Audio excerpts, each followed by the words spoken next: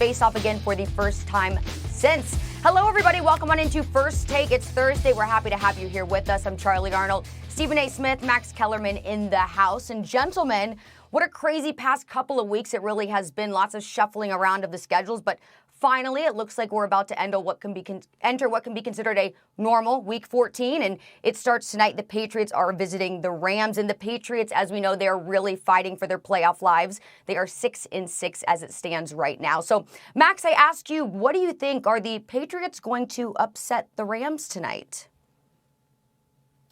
I think they will. I think the Patriots are upsetting the Rams. There's a reason they've won 4 of 5, the Pats, right now. And there's a reason that they're only 6-6, incidentally. And I think that's because not only did they have a quarterback coming off a catastrophic injury in the first year on a team that had a quarterback that was the opposite of him, right? Not only did they have defections off the defense, Hightower and Chung, before the season started, and they lost Gilmore for a while, but then Cam got COVID, and the team facility shut down. They couldn't practice. So they lost a couple games in the middle there. They lost some squeakers to Seattle and to Buffalo. But in the middle, they lost a couple of games like against Denver and games that they may have won otherwise that's making their record look worse than it is. But even so, they have so many quality wins.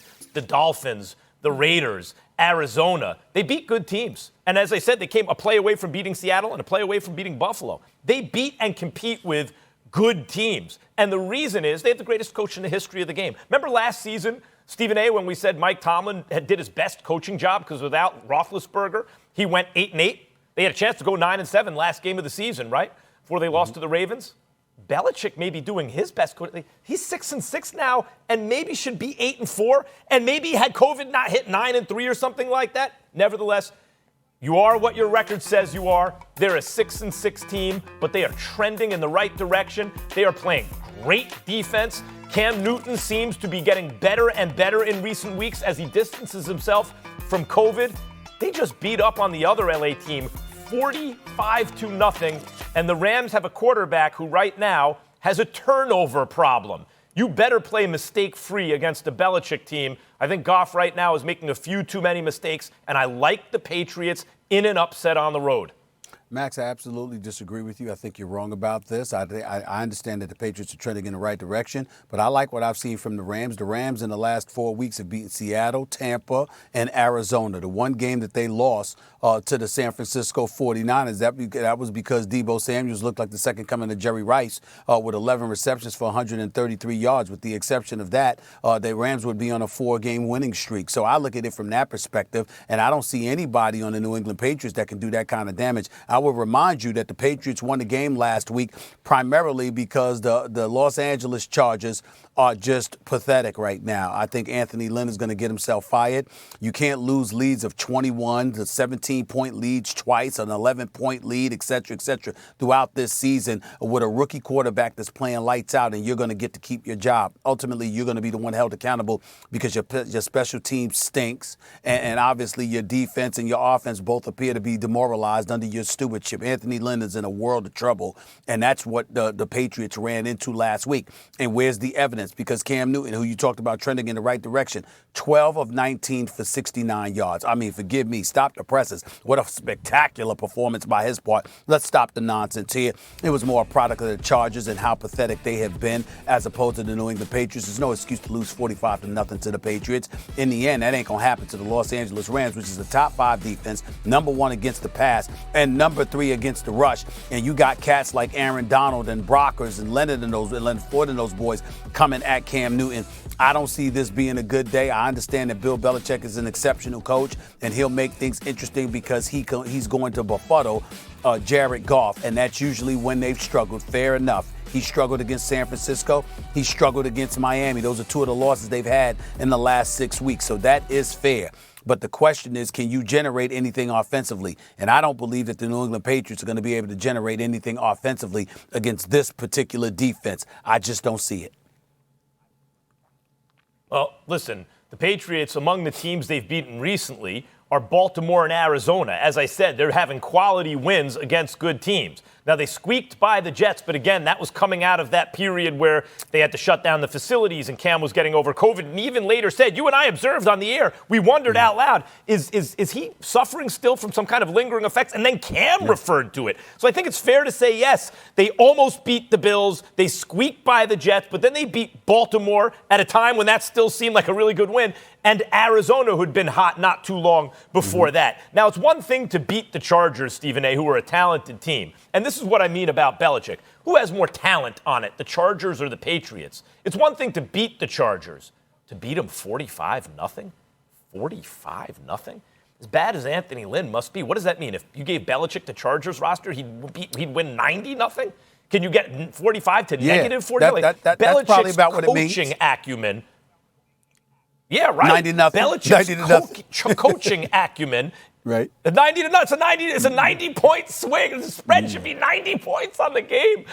Belichick's coaching acumen, Stephen A., I've compared him to Floyd Mayweather as a coach. Remember Floyd's great quote, you better not make no mistakes, because Floyd's saying no one's perfect, but he's going to make fewer mistakes than you, and he's going to punish you for the mistakes you do make. That's Belichick and the Patriots. He's not perfect, but they will make fewer mistakes than the other team. They did it in the Super Bowl, and they won a defensive struggle, and you even brought it up yourself. Fair enough. Belichick versus Goff. We've seen this movie before. The Rams have a better defense now, but still, we've seen that before. And Goff, particularly recently, has had a fumble and just a turnover issue, an interception turnover issue. And McVay's addressed it. He's had bad news going into a game with the Patriots. The Rams have a better defense, but the Patriots have a considerably worse offense. They're bereft of weapons. Let's call it what it is. They don't have any passing attack worth speaking of. They run the football effectively, and they use Cam Newton to help assist in that regard against these Los Angeles Rams. I just don't see that happening. One of the things I've been so incredibly impressed by is the balance on the defensive side of the ball. They can stop the run, they can stop the pass because they can get to the passer, but they can also defend in the secondary. They can zone, they can man up, they can do whatever needs to be done. They can play whatever style needs to be played. The acquisition of Jalen Ramsey last year has really buffered that defense significantly because, again, not only is he gifted, but he's physical. And so because he's physical in the back and you've got them brothers in Donald and Brockers and others physical up front, again, they can beat you with physicality. They can beat you with athleticism. They can beat you with speed. And obviously they've got the acumen necessary. I just don't see the New England Patriots offense having a good day against this defense. I just don't see it. Real quick, what the Patriots have now, what you identified is actually a strength of the Patriots. What they didn't have early was an identity, really. What kind of team are they going to be with Cam Newton instead of Tom Brady, especially coming off an injury? So different, right? They know their identity now. Their identity is they're going to run the ball and they're going to play great defense, especially in the secondary. That's who they are, and they've employed that. They've deployed those weapons successfully. They've done that strategy, executed it successfully. They are an ascending team. No one's trying to play the Patriots right now. One more thing, Max. Jared Goff has completed better than 72% of his passes 3 of the last 4 games. And they've won those 3 games. So when you talk about, he's playing, he's not playing that great, I would beg to differ. He's ascending. No, he's completing passes, but he's also turning the ball over in the recent past. Okay. He's got 4 interceptions. All right, in well, that span. we talk about the defense of the Patriots. They have only allowed 300 yards of offense in the last 2 games. They'll need to keep that up tonight against the Rams. All right, guys, let's talk about another quarterback, one that we are really trying to figure out what his future holds for him. I'm talking about Dak Prescott. He's rehabbing his way back from an ankle fracture. He suffered it on October 11th during the Cowboys' win over the Giants, and ever since, Dallas has been falling apart in really every way possible. This, along with the absence of a long-term deal in place, has our Marcus Spears second-guessing Dak's future in the Big D. Dak Prescott should want out of Dallas. All right, and I've been holding out and saying that. I've been thinking about, well, they did offer him a contract and all of that. Dak Prescott should want to find a new spot to play football.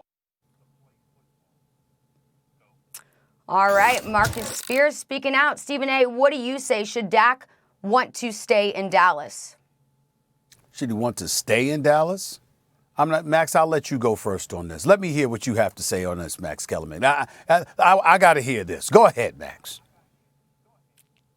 Yeah, I think he should want to stay in Dallas. First of all, in the landscape of American sports history, what are the glamour positions, right? You could be center fielder for the New York Yankees, or point guard or center for the Los Angeles Lakers, or the heavyweight